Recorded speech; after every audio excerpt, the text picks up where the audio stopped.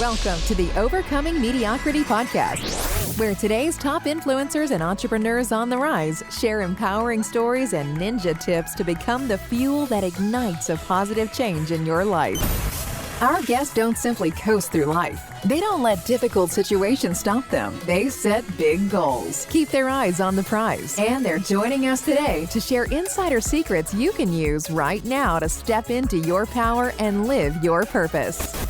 Now, here's your host, Christy Ruffino. Well, hello, everybody, and welcome to the Overcoming Mediocrity podcast. As always, I am Christy Ruffino, the host of the show, and today I have Jackie Geisler on with me today. Welcome, Jackie.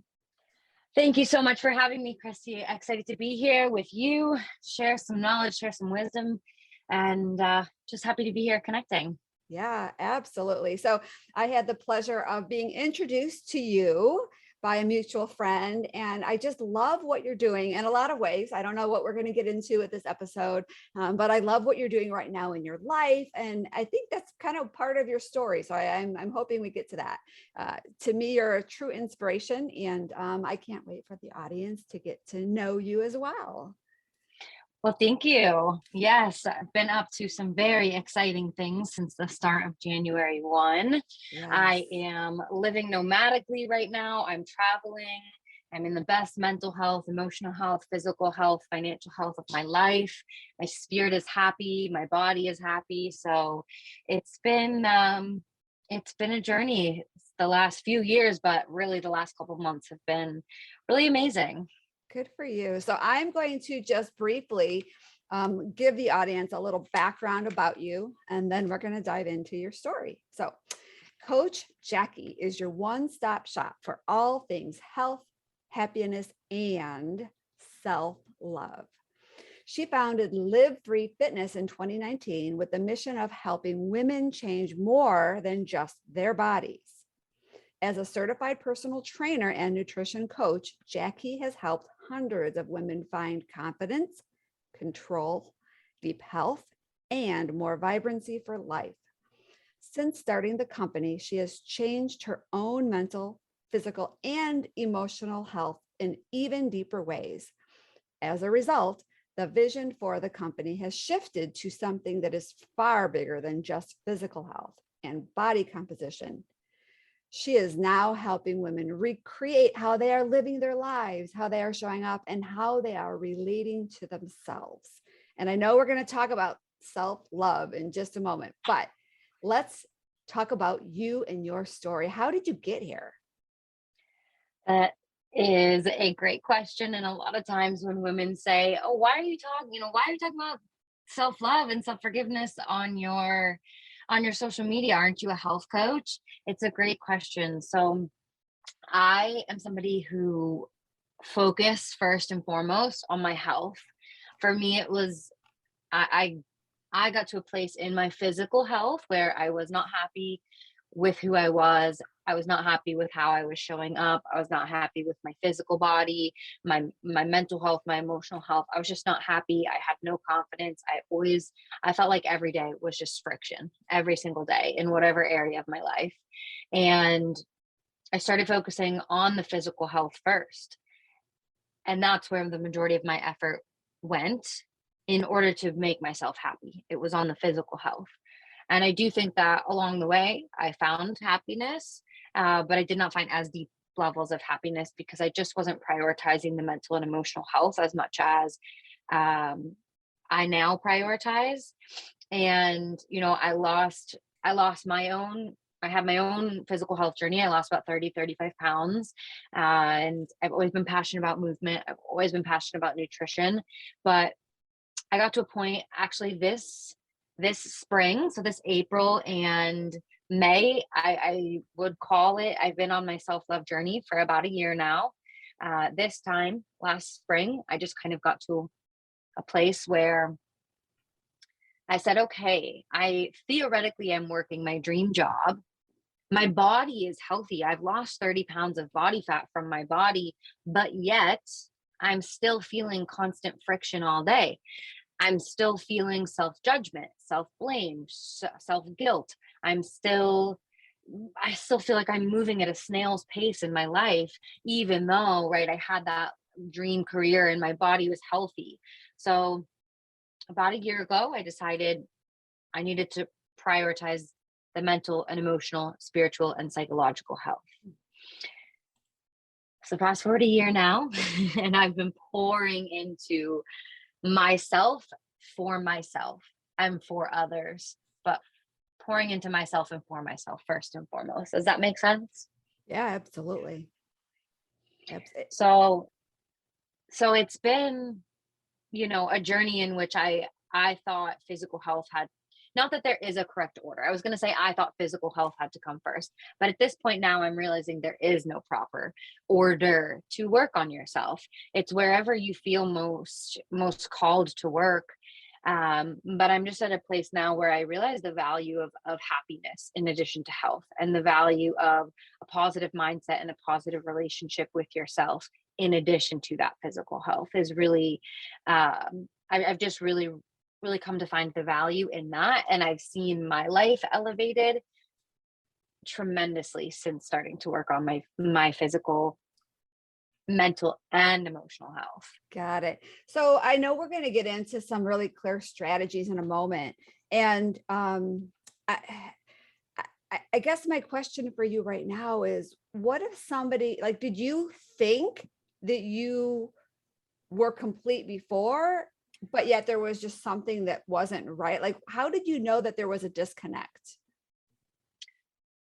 I knew there was a disconnect because it didn't matter how productive I was. It didn't matter how early I woke up.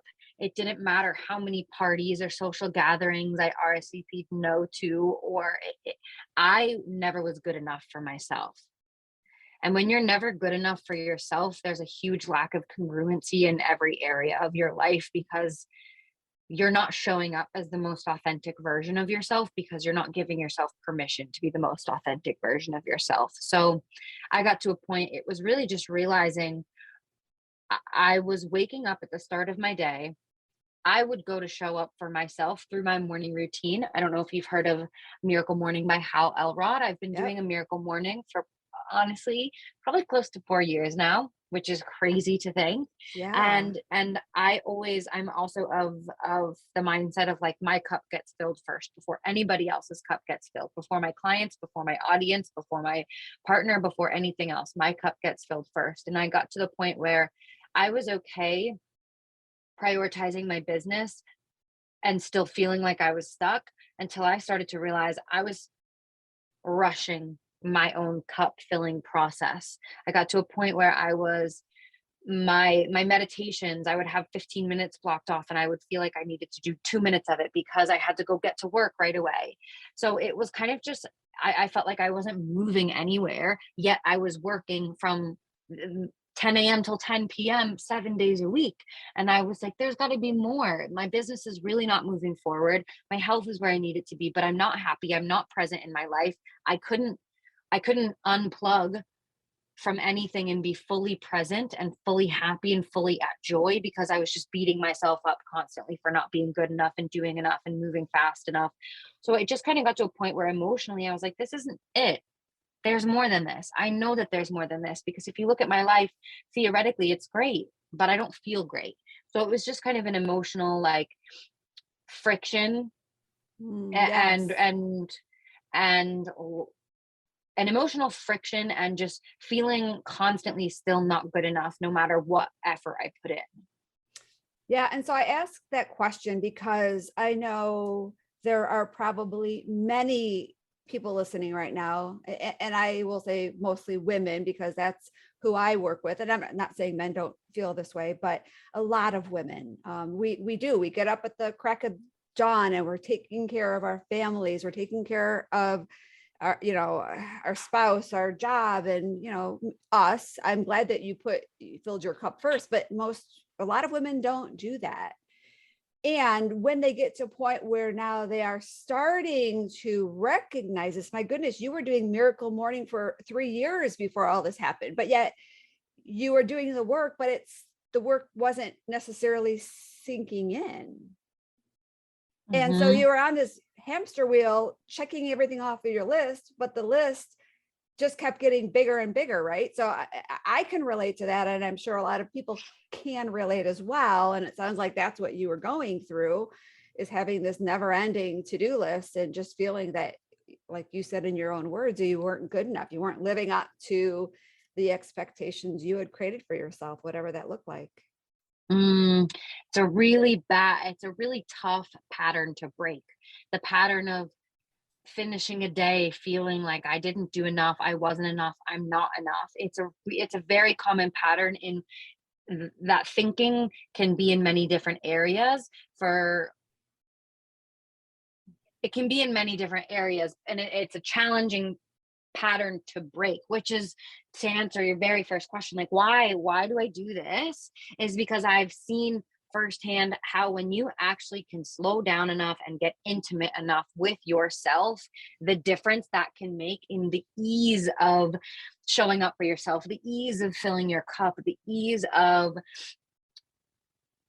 feeling enough and feeling enoughness and deserving and worthy through getting, intimate enough with ourselves. And it's good, juicy, magical work, and every woman should do it. Yeah. So I just think so many people are relating to what you're saying, but it's become so normal to them that they don't realize that it's not the way they should be living.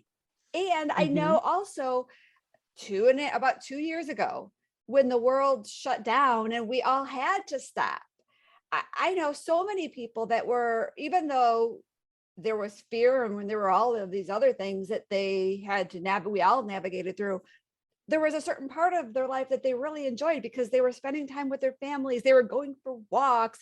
They were doing things that every day of our life, we should be living like that a little bit. Right? Yes. You're shaking your head. Yeah, so true. All right, well, let's take a quick break because I know you have a lot of great wisdom you want to share. So we're going to take a quick break. Hang tight, everybody. We'll be right back, and we are going to dive into some really juicy, as she said, ninja tips from Jackie. Do you have a story of courage, strength, and perseverance? Are there people out there who could possibly benefit from the wisdom you gain through your journey? If so, we invite you to join our Overcoming Mediocrity team today. Our authors not only enjoy the benefit of having an Amazon best-selling book easily and economically, they also have the satisfaction of leaving a lasting legacy in the world as their story is distributed to audiences across the globe. Visit omapplied.org to learn more. And while you're there, be sure to grab our signature Story Made Easy guide to learn how you can write your story to attract more prospects and serve more clients. Once again, that is www.omapplied.org. Hello, everybody, and welcome back. This is Christy and Jackie, and we are having a conversation about self-love. And we are going to get into some juicy strategies on how maybe we can, I don't know, you can maybe change this, but first of all, how we can recognize there's a problem, and then how do we fix the problem? Is that fair as far as our goals for the second segment? Absolutely. Great. So how do we recognize that there's a problem? When you don't feel happy. When you don't feel happy. I truly didn't. I would just spend my day in conflict with myself from start to finish, constant conflict, judging myself, putting shame on myself, putting blame on myself, talking negatively to myself. And if there were spurts of happiness, it was quick spurts of happiness. And there was no fun in games. There was all work and grind. And it was just constant friction with myself all day. So if you are not experiencing, happiness in your day-to-day life, that's reason enough to like create happiness for yourself. Yeah. And I don't mean that every single day of your life has to be, flowers and roses and joy, but you should be feeling happiness every day. Not, I don't believe in like shoulds and have tos, but like there is a possibility that exists where your life can have legitimate happiness in it every single day.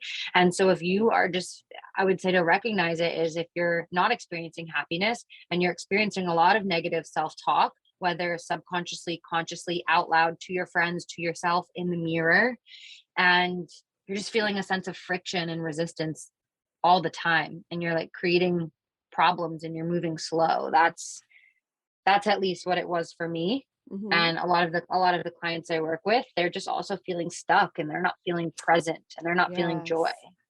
Yes. And I think it goes way beyond just saying that I'm happy. It's about feeling like getting up every morning and be excited to get out of bed and be excited about what every day holds, not just going through the motions. I know so many people go through the motions, they say they're happy because it should be, right?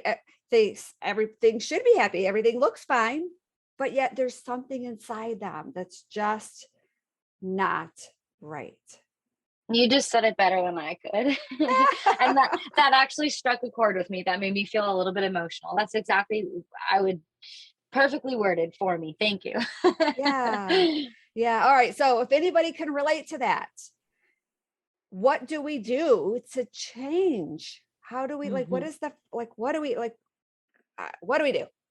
Yeah, so typically I recommend the most important things that you can do to create higher levels of happiness and self-love and self-compassion is number one, to spend time alone. Number two, to pay attention to your thoughts. And number three, to embrace a long-term, a long-term outlook. So about a year ago now, I mentioned this is kind of my year anniversary of self love. I was at that place where I was feeling like exactly the way you worded it, Christy. I was going through the motions, but I wasn't feeling joy. And I know that not everybody has the luxury of being able to do this, but I went to Florida actually for a month alone.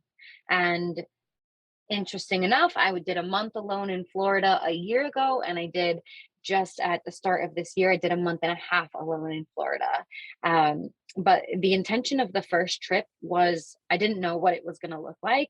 I just kind of set out and said, I don't know what the issue is. There's many issues, air quote. There are many things where I'm feeling stuck and I need to figure it out. I need to put myself away, kind of like I don't know if you've read the book Deep Work by Cal Newport, similar concept, right? A I just said, sabbatical? yeah, I need to put myself away from all distractions, socializing, uh, just focus on myself and getting this cleared up. And I know that that's not everybody has the luxury of just going away. And so the first step is to create, and I guess there's no real particular order in which these things have to happen, but spending time alone is the first thing I emphasize, because if you're still go go go go go, you're going through the motions but you're also go go go, when are you allowing yourself the space to be with yourself? When you can allow yourself space to be with yourself and your thoughts, that's where you can start to pay attention and center and ask, what's getting in my way? How am I feeling? How am I judging myself? What do I want to feel?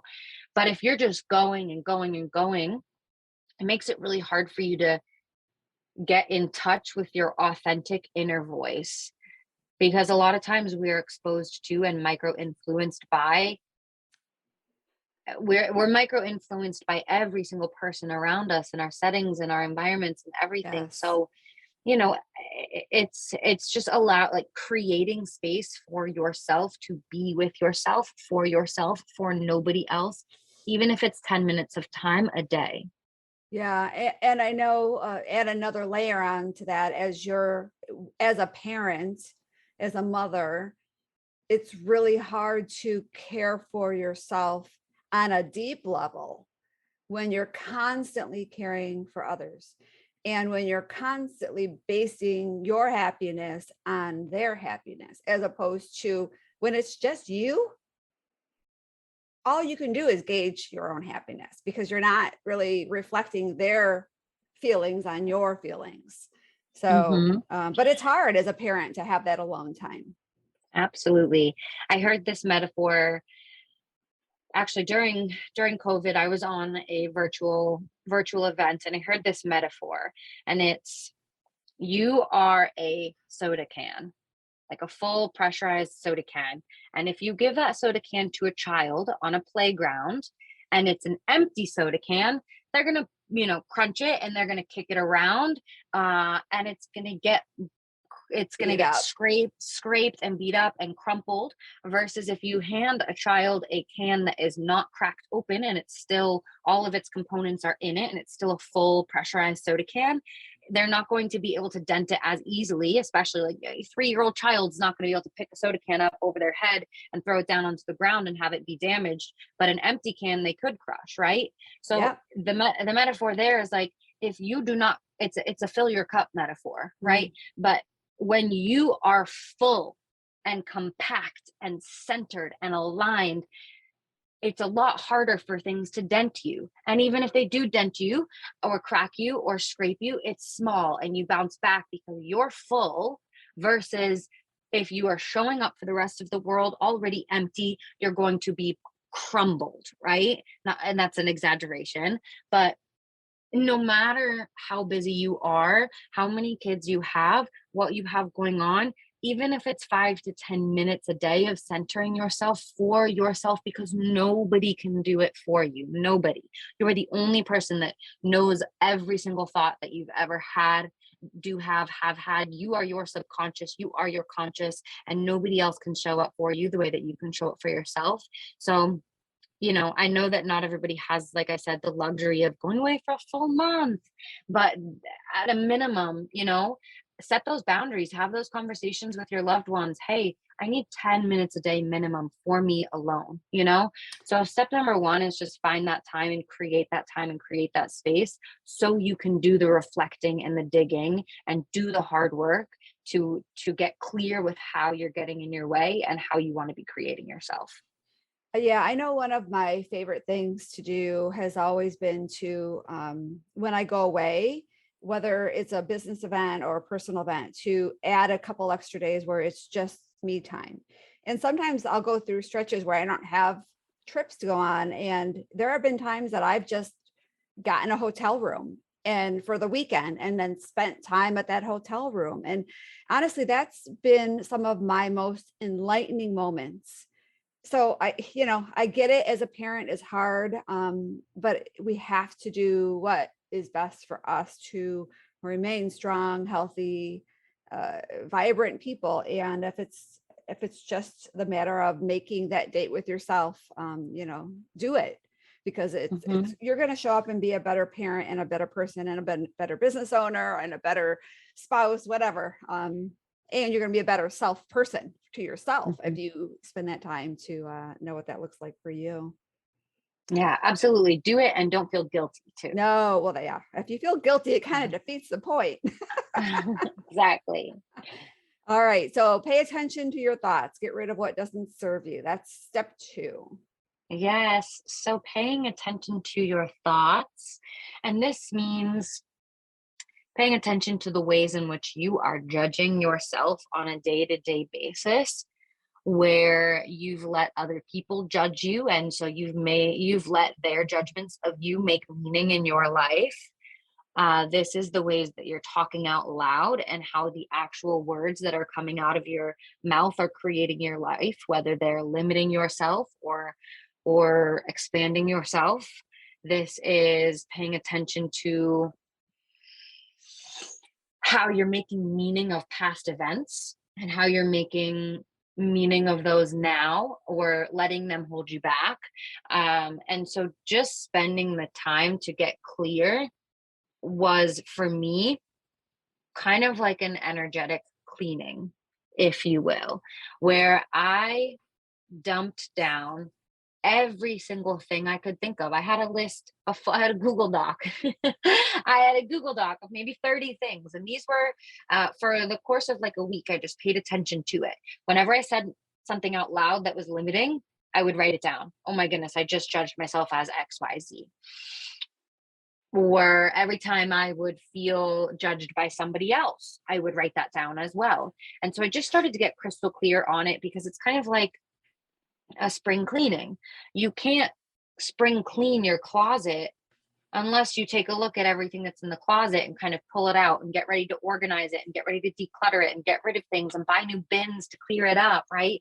You have to see what's in the closet, and getting crystal clear with all of those ways in which you're judging yourself and putting shame on yourself. And other people, may have it similar to like your limiting beliefs, right? But it's just your thoughts, words, and actions and ways in which you're getting in your own way. And the first step to creating a new relationship with those things, or a relationship that's of higher service to those things, is first getting aware of them.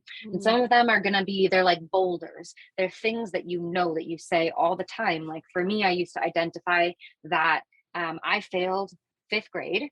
And so therefore that means I was not smart enough to do what other people could do. And so therefore I made an association from fifth grade, I'm 27 now, all the way up until age 26, that I wasn't smart enough. And you can obviously imagine how in my day-to-day life, if my subconscious brain thinks I'm not smart enough, when I try to build a business or try to do something new or try a new project, if my subconscious is telling me I'm not smart enough to do this, guess what? There's going to be constant friction.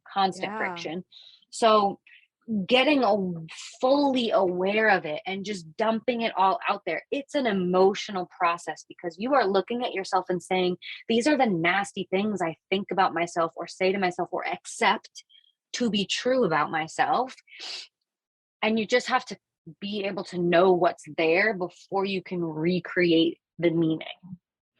So And is this almost like we should be kind of spending this quiet time and going through our life and going back to childhood and thinking of things that maybe are still in our memory bank about challenges that we went through? I think it's beautiful to do this as kind of like one large, up to if you've never done work like this, one large sit down and like take it all and be able to spend time with these things, forgive yourself, and recreate new meaning of all of them. I think to do like one kind of, and for me, it took about a month, right, to do this, to get clear on all of this, as well as forgive myself and recreate a new meaning. So I think if this is your first time doing any kind of work in this space, kind of just a large dump with everything you can think of, again, it's emotional, but then you get to a point where it becomes second nature. I've said this for the last 6 months now. I don't really ever plan on hiring a business coach again, not because I don't find value in a business coach, but now it's my life and my ability to work through this process is my like coach, if you will. Yeah. Like, so even on a smaller scale, a day to day, I had a client who was judging herself as not good enough she's in grad school. And that's, we've already worked through this process. So now it's right now in this space, in this circumstance, in this week, how are you judging yourself? And what do you want to recreate this as? And what do you want this meaning? And what do you want this association to be? So I do think a sit and just everything, get it all cleared, is beneficial, but it can also be done on a smaller scale, on a day-to-day scale as well, of just, at the end of the day, how was I harsh to myself today? Right.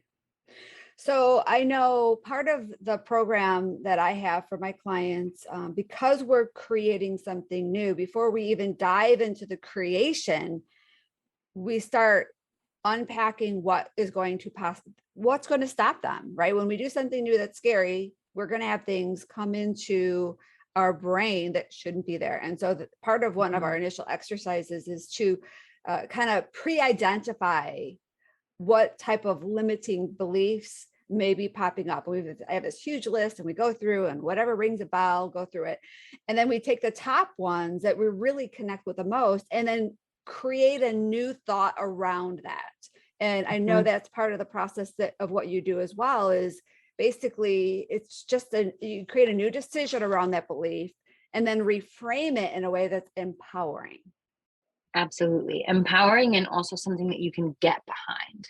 Because if you Yes. say, I don't know how to handle money, and now all of a sudden you're trying to affirm yourself as a millionaire, can you really get behind that if your subconscious brain's like, actually, no, you don't know how to handle your money? But if you could reframe that as something of, I'm open-minded to learning new ways of handling my money, that your subconscious can get behind, because that's doable, right? Yes, right. Yeah, I like that too, because you can't just give your brain these new beliefs that are completely out of the realm of you being able to get behind. I love that. Absolutely. Perfect. Okay, so and then finally, adopting a long-term mindset. And I don't know what you're going to teach about this, but I'm thinking it's probably about like big picture. Like what's the big picture goal as opposed to what's like right now, what you need right here, right now? No? It's just truly a way of letting you be more compassionate with yourself. Ooh. Because when you can say, I am working towards XYZ, and that's that, I think that, and my brain always goes for this example kind of immediately to weight loss, because I am a weight loss coach. So let's just say, right, if the goal is to get to 30 pounds, and I do think it's important to focus on specific goals, but if all you're focused on is, I'm going to get to that 30 pounds down and be happy, I think it's healthier to just commit to long-term forever growth. And so if the goal was to get to that 30 pounds in 6 months, but you get to that 30 pounds in 9 months, the whole way through, you're feeling self-compassionate about yourself, because I'm going to get to that 30 pounds down, and then I'm going to continue working and continue growing. And I think personal development is similar, self-love is similar. Like, I've been able to, and I can confidently say, I've gone from not even considering the thought of self-love and what self-love was, to knowing that I, without a shadow of a doubt, every single day, no matter how my day goes, who comes into my life, who leaves my life, who loves me, who decides they don't love me, how productive I was, who signed on to work with me, who quit their program after, whatever. I know that I love myself unconditionally no matter what, but that's also something that's going to continue getting deeper. And so whether it's health, self-love, finances, mental health, emotional health, physical health, spiritual health, whatever it is that you're working towards, knowing that, like, you're gonna get there. And so be okay with flaws and be okay with imperfections, because you're gonna get there and then some. Mm. And just knowing that, like, it's a long-term journey. And so when it's a long-term journey, let's just take a chill pill. Let's love ourselves anyway. And if we mess up, what can we learn? If we screw up, what can we learn? If this month we only lose 10 pounds, if this month we lose 2 pounds, but next month we lose 8, it's not a matter of you were more worthy and deserving and capable of achieving your goals in the month you lost 8 pounds versus 2.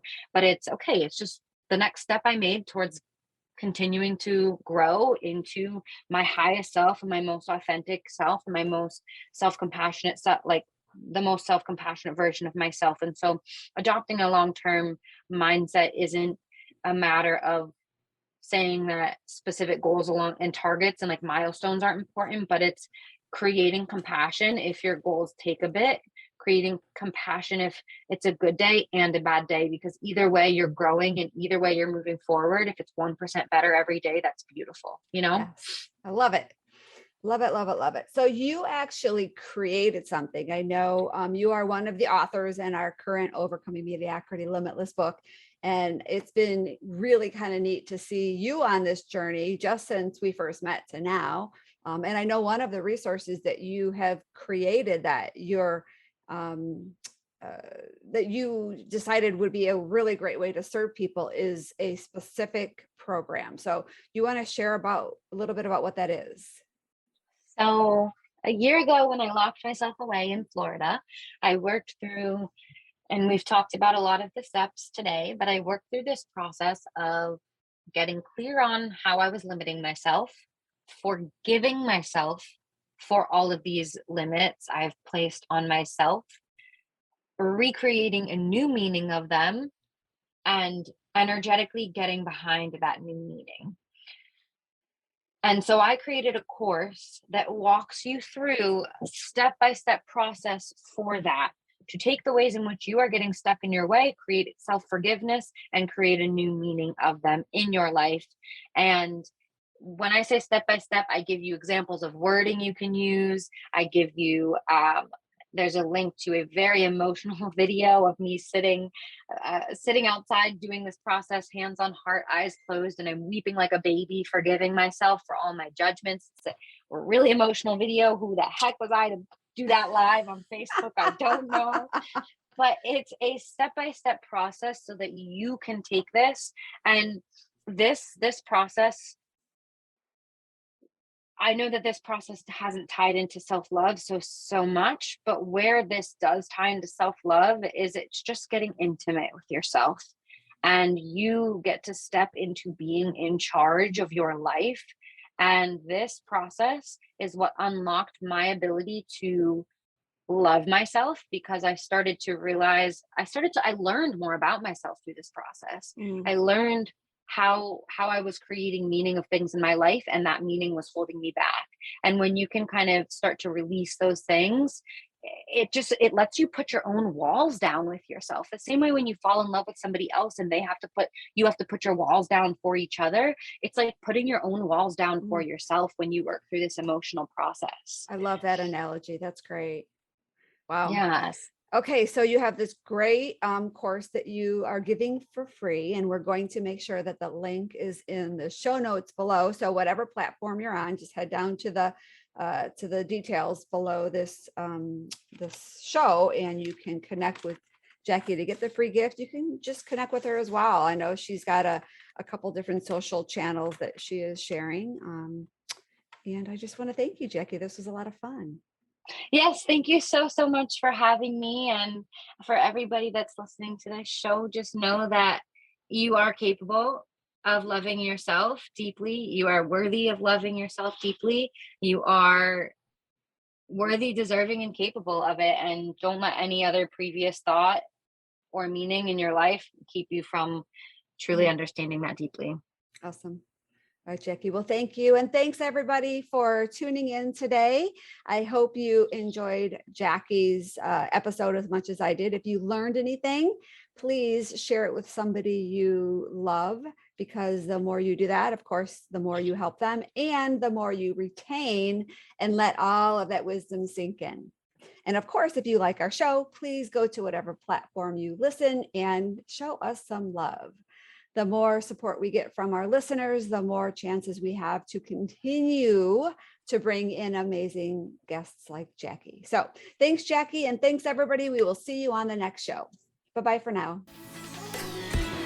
Thanks for listening to the Overcoming Mediocrity podcast, where we believe that everyone can have the business and life of their dreams once they've learned the art of mastering their story. Mastering our stories is the key to everything we want in life. Our stories can either hold us back or they can propel us to new heights. We can choose. You can choose. Choose to overcome mediocrity with us. Let's achieve greatness together. To learn more, visit www.overcomingmediocrity.org. And don't forget to subscribe, rate, and review this podcast.